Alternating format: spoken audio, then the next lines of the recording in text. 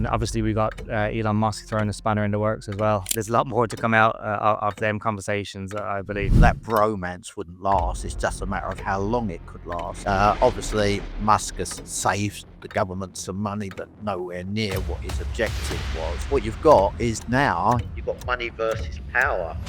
Which one's going to win out of that? Today, we're welcoming back a very special guest, Chris Tubby, a veteran with over 50 years of trading experience across all asset classes, exchanges, and eras.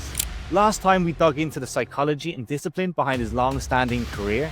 This time we're flipping the script. We're looking forward.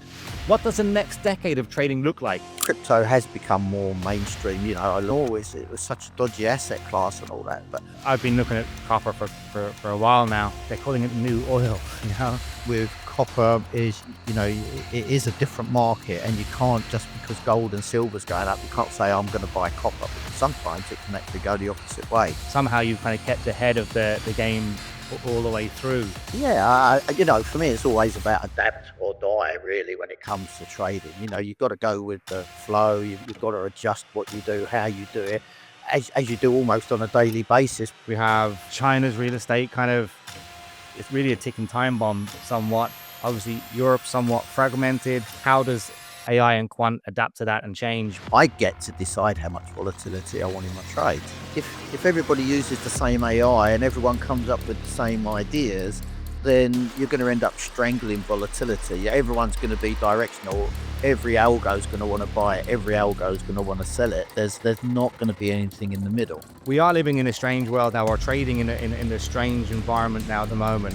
The impact that Trump's having on the US economy certainly burst the bubble. It's just a matter of how much damage it's done, really. Is algorithmic dominance killing volatility, or just changing the rules? Where do gold, crypto, and commodities like copper fit into the new macro puzzle? And how do you stay mentally sharp when the entire game is shifting under your feet? Chris brings a rare perspective, someone who's seen it all, but is still thinking 5 years ahead. Let's get into it. Hello and welcome back to Two Blokes Trading, Two Blokes Trading, Two Blokes Trading podcast. And for sure, you know you're going in the right direction. It wasn't as bad as it is now, to be honest. But You sent it in, and that was it.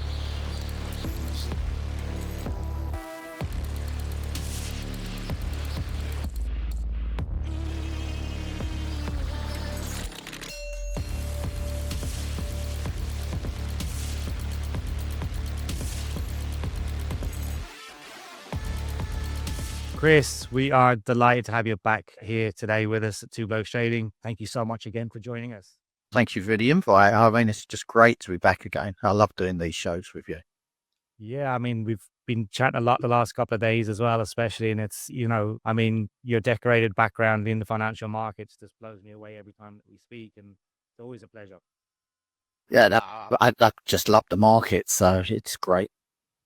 I mean, like I said, you've gone through all parts of the market, right? You've seen it all, you know, from the floor to the screens to the feeds now. I mean, it's been somewhat of a transition for you 3 times over at this stage, but somehow you've kind of kept ahead of the game all the way through. Is there going to be another evolution within the trading world, do you think? Yeah, you know, for me, it's always about adapt or die, really, when it comes to trading. You know, you've got to go with the flow. You've got to adjust what you do, how you do it, as you do almost on a daily basis because of volatility or lack of volatility. But, you know, when we're talking about sort of on the tech side and different ways that it's still evolving and it's going to continue to evolve, you know, we've got the mobile trading apps and you know, they've become part of the norm, you know, especially the guys, they love to see and monitor the markets. Analysis can be a little bit trickier sometimes, so you need someone to help you with that analysis, perhaps. The traders are always seeking those platforms that are offering types of mobility, but also without sort of compromising specific features or security or speed as well. You know, the industry's becoming much more focused on sort of data analysis and using quantitative tools because they just lead to sort of more sophisticated trading strategies. You know, and of course, AI, I mean, the integration of AI and sort of automation into the trading strategies is very useful for traders. You know, even I've got algos, but automating data analysis, executing trades, even just allowing for real-time data processing, analysis, news, and all that. It's evolving still, but everything there is really to help the traders. 100%. I mean, I suppose the key to trading is having the right data as quickly as possible, and that's where AI comes into it, right? It's like, how do we get that summary of information really quick so we can make them kind of quicker decisions? These, institutional funds have access to this data, and they're making decisions, split second decisions based on the information that's coming to them, and that's the key. And I suppose trying to bridge that gap between an institutional trader and a retail trader is certainly what we've been trying to focus on, especially with the new app Travesto that's coming. It's really important to try to give retail traders stack as much in their favor as possible. Everything within financial markets and trading is trying to, like, nobody has a crystal ball, but we need to just stack as much in our favor as we can. If we can do that, we give ourselves the best chance at consistent trading, right? Yeah, and another element there is it's info overload as well, and it's how you sort of filter through that. I mean, I do that with my daily newsletter, and of course, with what you've been developing with the app and all that, it's really important for guys to know what's important in the market and what's not important in the market as well, because otherwise you can either sort of take on positions you shouldn't. But again, just depends what you're trading. But I trade all the different asset classes. But it's about knowing what's relevant to the markets, what's going to impact the markets, and what's not going to impact the markets. 100%. And tell me, you say that you trade a kind of wide variety of markets. It all started on the floors of cocoa and so on. But like, how have you adapted your strategy? Do you have different strategies for different asset classes, or do you have the same strategy throughout all of them? Same strategy: buy low, sell high. No, I'm just joking. But for me, I just adapt. So I got the same trading techniques, but I adapt them to the volatility. I adapt them to the product that I'm trading. I will trade oil in a completely different way to what I'm trading equities, for example, or indices. Because with oil, I can create strategies where I can slow the market down, for example. I can reduce the volatility. I get to decide how much volatility I want in my trades. Equities and things like that, I can't really do that so much, when I'm going into the indices. But, I've got specific trading techniques that I use that help me to, I like to build positions. I like to exit in, partial exits rather than all in, all out. Also, by doing that, especially when I'm taking profits and I do it slowly, but I'm sort of easing into that rally or that sell-off, sort of keeps, ego and hope I got rid of, but that fear and greed stay with you even after 50 years in the markets. So for me, it's about really sort of pacifying them. So because I'm taking partial profits, fear's happy. Because I've still got some left, greed's happy. That way I can sort of placate both sides.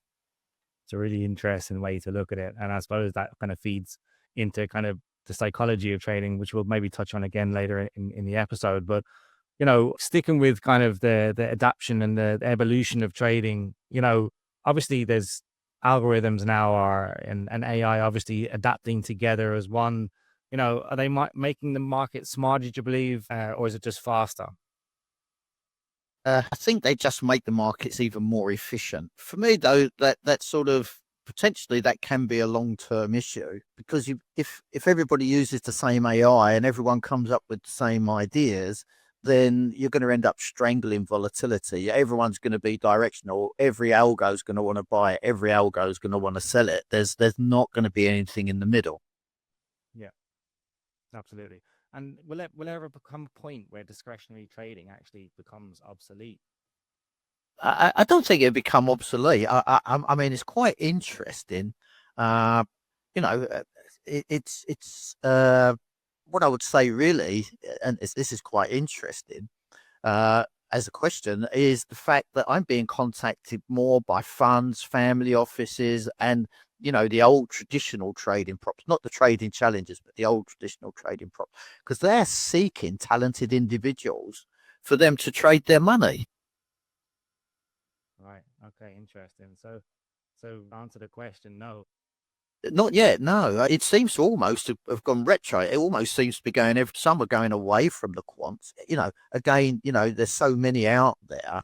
I think the problem is it comes down to creating new strategies or thinking outside the box or just coming up with different ideas. Okay, algo will slowly evolve, AI will slowly evolve and develop some of that itself. Otherwise, you're getting to the point where you need those new, fresh ideas coming through, and where they're going to come from. And, will market directions change based on these? Because if we have enough algos and quants and so on, and we see all these kind of, like you say, they start taking the same positions, or they start, like realistically, if you're building top end algorithms, that you're going to have a lot of overlap, right, in the markets. And for the retail trader trying to stay ahead of the ever growing kind of algorithm AI kind of world that we're moving into, what will keep us ahead, do you think? I think it's all, trading's about one thing, finding an edge. What works for you as an individual? Mine partly is my 50 years in the markets. I've developed my own trading style decades ago, but all I've really done with that is I just fine tune that now and then. And of course, as I mentioned earlier, I'm adapting that for the volatility. But you've got to be able to think outside the box. You've got to look for different opportunities. Even when I was in my coffee days, I was senior trader at 22. I sort of at one time I wanted to get long dollars, and I did it for myself. I wanted to do it for the company as well. But I was a coffee trader, so it was difficult. So I did a massive arbitrage position just so that I naturally had to get long dollars. The thing with trading is, though, you can't reinvent the wheel as much as we try. We can make it look nice. We can change the colors, different width tires or whatever. But, eventually it all comes down. Trading is very simple, and trading should be very simple. And the difference is with the changing world that we're living in, we're, especially at the moment, obviously with the elections, we have China's real estate it's really a ticking time bomb somewhat. Obviously, Europe's somewhat fragmented. And I suppose one thing is how does AI and quant adapt to that and change where we can potentially see that, because we've seen the past markets, how they've adapted to it. We are living in a strange world now, or trading in a strange environment now at the moment. Yeah, and I think again that's where tech can come in, because tech can help you identify what's going on politically around the world. And if you've got it in something like an app where it's taken that into account, especially, we've got 3 more years of Trump. Look how many how much chaos he's caused already, and that's not necessarily going to go away. We're still going to get through all of this tariff negotiations, and then you've got to see the impact that Trump's having on the US economy. Certainly burst the bubble. It's just a matter of how much damage it's done, really. But there's different ways to integrate that and to include it, and you have to these days, because the markets are so reactive to anything that's going on, whether it's political, geopolitical, domestic, all around, everything. And obviously we got Elon Musk throwing a spanner in the works as well. Yeah. I feel like Sorry, go on. there's a lot more to come out of them conversations, I believe. Well, yeah, I was putting in my newsletter for a long time that bromance wouldn't last. It's just a matter of how long it could last. Obviously, Musk has saved the government some money, but nowhere near what his objective was. But of course, now there's the bromance has broken. Divorce can go in certain ways. It can be amicable, or it can get very aggressive. They've criticised each other, but they'll probably try and patch that up, because it's not going to work for either of them. What you've got is now you've got money versus power. Which one's going to win out of that? Yeah. And I suppose in terms of that, again, it just throws that more sentiment-based kind of market distribution where people have, again, markets are just constantly reacting to public fears, and they're so reactive at the moment. Even looking at silver and gold at the moment, we've seen silver shoot all the way up to around at 36. Gold is holding firm. Markets are and on that point, has gold become less of a safe haven factor, do you believe, and do you think that's kind of moved towards Bitcoin now, or do you think gold remains that kind of key safe haven. Well, yeah. I mean, the thing is, there's so many participants in the gold market, and even down to the governments and central banks. So it's not all about. It's a tangible asset though, so it's always going to stay there, and it's been there. It used to be the gold standard.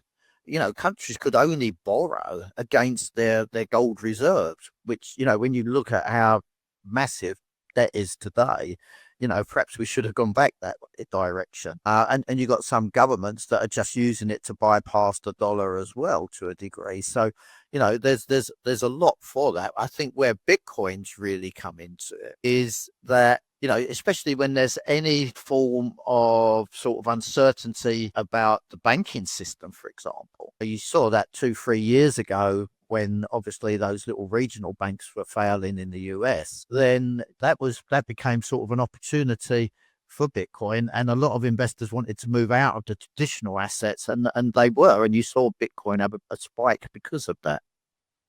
Yeah, for sure. I mean, like, is it more though of a hedge tech play, or do you think it's just purely sentiment driven as well? Like, what's your feeling around it? Well, for Bitcoin, yeah. I mean, at least now, sort of a lot of the regulators are on side with it. A lot of countries are adapting it. I mean, look what Trump's done with it, for it, and obviously benefited himself from it as well substantially. But it's cryptos is it's gaining. It's becoming much more sort of one of the main markets now.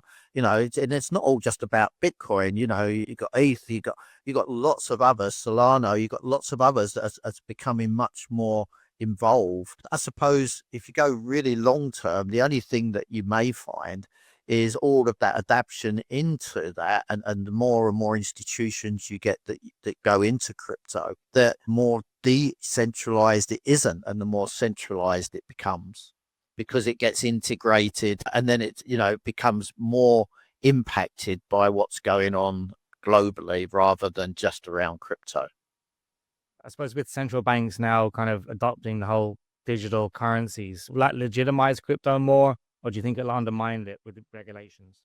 It's okay. So crypto has become more mainstream. I look at it, and we've got all the ETFs and all that now, which is great. The crypto traders, the crypto boys, even going back into the the mid-teens and all that, they always they everyone's saying, oh, it was such a dodgy asset class and all that, but the real guys that was using it really wanted regulation. They really wanted to be accepted as a mainstream asset, but they was never trying to avoid that. And of course now we've got that, but it takes on different levels. And the only thing that sort of I'm a little bit sort of conscious of is that with central banks, especially if they start creating their own digital currencies, which some have already done, and some are looking at, and the others are just seeing how that goes, that it could sort of undermine a little bit. You could get to the point, integrate or remove it from the central banks. It could go one way or the other, because if they're bringing out their own digital currencies, do they really want to, and they're creating a cashless society, are they going to really want to have crypto as well? Because if there wasn't any cash, I mean, crypto could be seen as the cash under the table type thing, for the guys that want to avoid whatever. Yeah. Exactly that, Chris. But I suppose with that, right, and I understand where you're coming from in terms of that, but like we see the UAE looking to really adopt it, right? And the biggest problem with adopting cryptocurrency is the nature, the volatility, right? It's such a volatile asset. So I mean, if you're accepting crypto and I'm selling you a Mercedes Benz for 100, you drive out the gate with it, and the next day your crypto that you've accepted for that purchase is now worth half that value. And that's the biggest fear, I suppose, with adopting cryptocurrencies. Oh yeah, but it could also go the other way where it's worth double. Absolutely, but that's quite a big risk for somebody who runs a business, right? Well, it is, but imagine if someone paid you in gold bars for something. Okay, here's gold. You take the gold, the value of that's changing. I mean, you look at the price of gold, the volatility's got to it where it's almost ranging $100 a day. True, but I think there's then an inherent intrinsic value within gold that we all understand it again, and I think it's something that's tradable, that's feasible. It's it's never going to disappear into the ether. It's tangible. Yeah, absolutely. Of course, you can do so much with gold as well. It's used in so many different industries, let alone just sort of holding on to it as an asset. I think crypto means different things for different people. The volatility can work for you or it can work against you. But that's going to depend a lot on your character. If you like that sugar rush, if you like the quick kill, then you can go into crypto. Otherwise, really you should be looking at some of the, if you want a slower asset class, you can go into FX. If you want a medium pace, you can go into oil or gold, or even at the moment, the indices, because they're really moving around. Yeah, for sure. I suppose, look, the adoption within the institutional world of cryptocurrency has certainly increased its value quite a lot. Now, where do you see that going over the next 5 years? Do you see a continuation of institutional buying? When it comes to crypto, I'm just not sure. I mean, I've been a fan, but not a fanatic about crypto since probably about 2018, because I do all my education. If you're going to train somebody and they want to learn about crypto, you've got to know about it yourself. So that's when I started to get involved in it, to learn it very well. And of course, you take some losses and you take some profits. But again, I create my own strategy of how to trade crypto. So, he's got all of his people in place that's really pushing it forward. And, obviously this digital reserve and everything. Next year, you've got the midterm elections. So he could lose that ability to do a lot of what he's obviously got, that slight majority in his executive orders that he's getting through now. Where that's going to lead to after Trump's gone again, I don't know. And of course, these digital assets, they are increasing as a percentage of portfolios for many. And I think that digital assets will continue to evolve even more. But as I said earlier, I think it's going to make them more centralized rather than decentralized. Sure. There's so many questions around it, and it's all the unknown, and that's the big part of crypto, right? It's like, you can talk about supply and demand with Bitcoin. You can talk about regulations.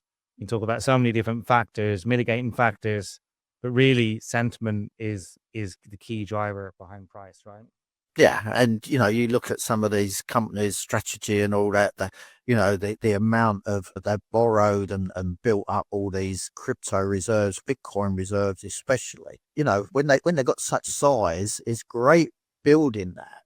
How do you get out of that if suddenly you wanted to exit that market? It may not be so easy. Best thing would probably be the knock on the door of the US government and go, okay, you want to get long of Bitcoin, how much do you want? Sure. And just to touch back upon some commodities again, because I wanted to ask you a couple of questions on that. Like, is there any particular plays that you're looking at? I mean, I've been looking at copper for a while now. It's they're calling it the new oil, But do you have anything on your market watch list at the moment?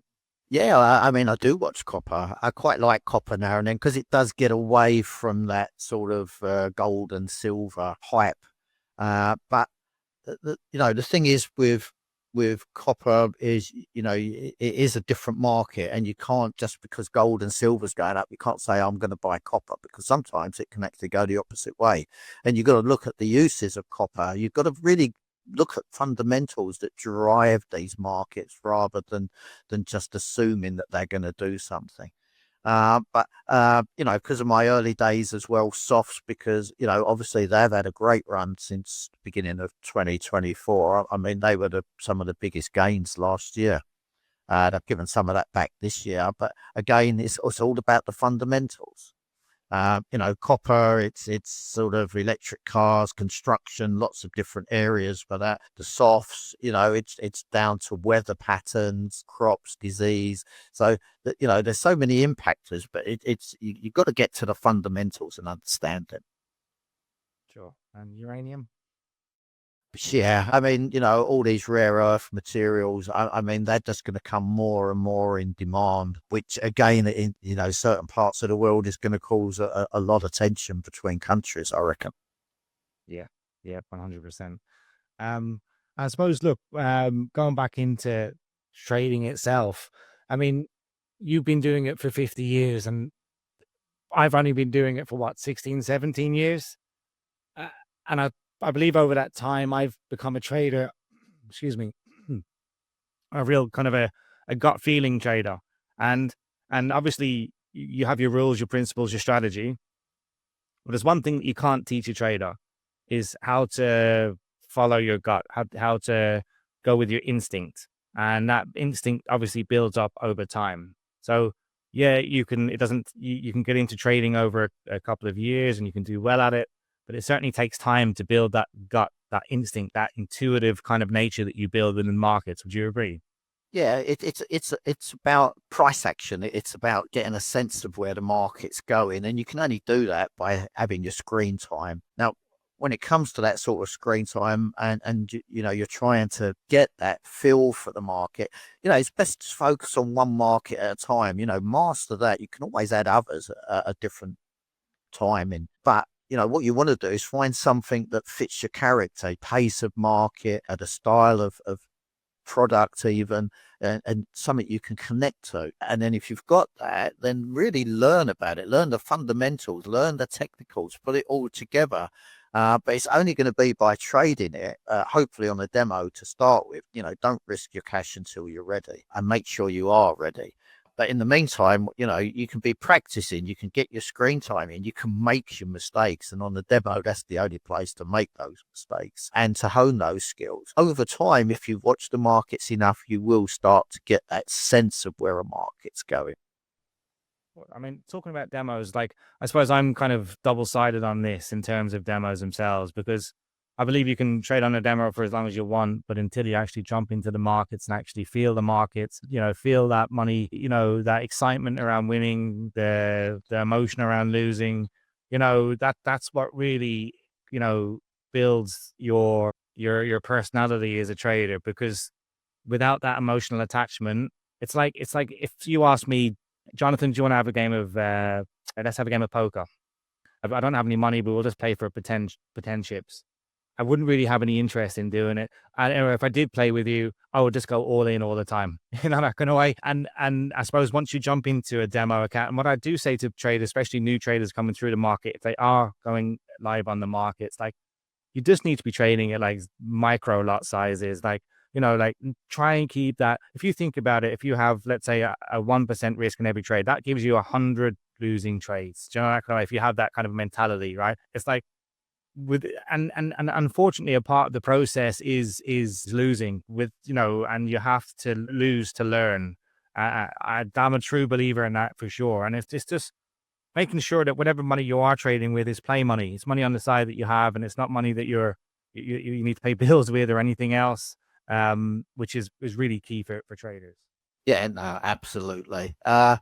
Yeah, I mean, nothing can prepare you for those early trades when you go from demo to live trading. All those emotions come flooding through. But as I say, the way I created my strategies is to remove as much of those emotions as possible. What I say to guys coming through is there's different ways of assessing whether you're ready to go from demo into live. Demo can give you that sort of false sense of ability that you haven't actually matured to yet. It's, I'm offside. I've got to go and do something. I'll come back and look a bit later. You was $5,000 down. When you come back, you're like $50 up, and you take your $50. I pay $50 today, but you could never have taken that $5,000 loss. Yeah. So what I say to my guys is, sort of either do something like one of these, like make sure it's a real one and it's a good one, but do a trading challenge, because that is a good way to do an assessment to see, where you are in whether you've got everything that you need and you've got that consistency, which is so essential. Or what I say to guys is, just get a jar every time you get stopped out for the day. Put some money in the jar. Every time you hit at least double that on the upside, you can take some of that money back out again. At the end of the month, if there's money still in the jar, it just shows you're not ready yet. If there's an IOU, great, you're on your way. But if there's money in the jar, you've got to give it to charity. You can't keep it. And that adds a little bit of consequence. And then you can make that a pound or a dollar or a euro per stop out, or you can make it 10 or 20. You can make it whatever you want, however real you want to make that. It's something I've been thinking about for quite some time now, actually, is how we can trade for charity, and creating some kind of a challenge with a group of traders to come up with. And it's something I'll certainly hit you up in the future about. But sticking with this, I mean, obviously, again, you touch upon emotion, right? And emotional resilience and so on. Obviously, a lot of the market is engineered to kind of trigger through, alerts, volatility. You've got social media, you've got so many other kind of things and coming in. I mean, how do you stay on track? How do you stay focused? For me, I watch a little bit of social media. I don't get too involved. I mean, it can be useful, but it can also be a distraction. So it depends on you as an individual, how that's going to work for you, and everyone's got to work that out for themselves. But for me, I'm focusing on price action. I'm focusing on my pivot points and my fib levels. So much more technical. Where I create my daily newsletter in the mornings, it takes me a couple of hours, but that gives me my bias for the day. But then, then for the rest of it, I'm using the technicals. And of course, I'm looking at that volatility as well, because that's going to impact the size of positions I take on. I called it the 3 Vs, volume versus volatility. So if volatility increases, I downsize. If volatility decreases, I upsize. I mean, education plays a key role within any trader's development. I mean, if you don't have any education or understanding of the markets, or how to build a strategy, how to adapt well to market conditions, how to understand trading news events, how to understand every kind of part of trading. And it's not something that's onus. It's something that's just, it's a necessity. And if you don't do it, then don't waste your time. Education is absolutely key. The problem is getting the right education from the right people who are offering it for the right reasons. And I think they're the 3 musts, right? Because there's no point trying to get education out there and wasting your hard-earned money and your time to go and learn from somebody who hasn't got a clue how to trade the financial markets themselves. Yeah, absolutely. That's the biggest problem. Obviously, that for me is key, and that's something that stuck with me for the last 15 years through running educational companies was the amount of crap that is out there in the market. And with the growth of social media and everything else, it just continues to grow.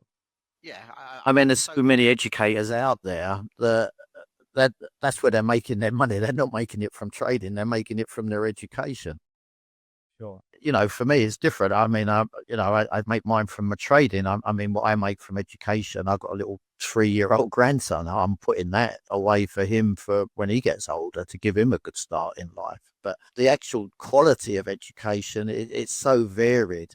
And of course, I had someone reach out to me because they want to progress, and they want a mentor and all that, which I'm happy to do. And so they're telling me what they're doing, and they've been through a course somewhere, but they've only really learned FX. So they haven't learned all the asset classes. So I'm like, but how do you know FX is going to be right for you? Have you tried all the others? They sort of touched on them.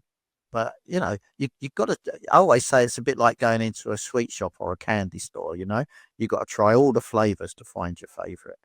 There's going to be some you're going to think, oh, that's disgusting. You want to throw that in the bin as quick as possible. And it's the same with trading. You try them all. You find out which pace market works for you best, which product within that asset works best for you. And you work with that one. If that one works, then you can bring a second one on.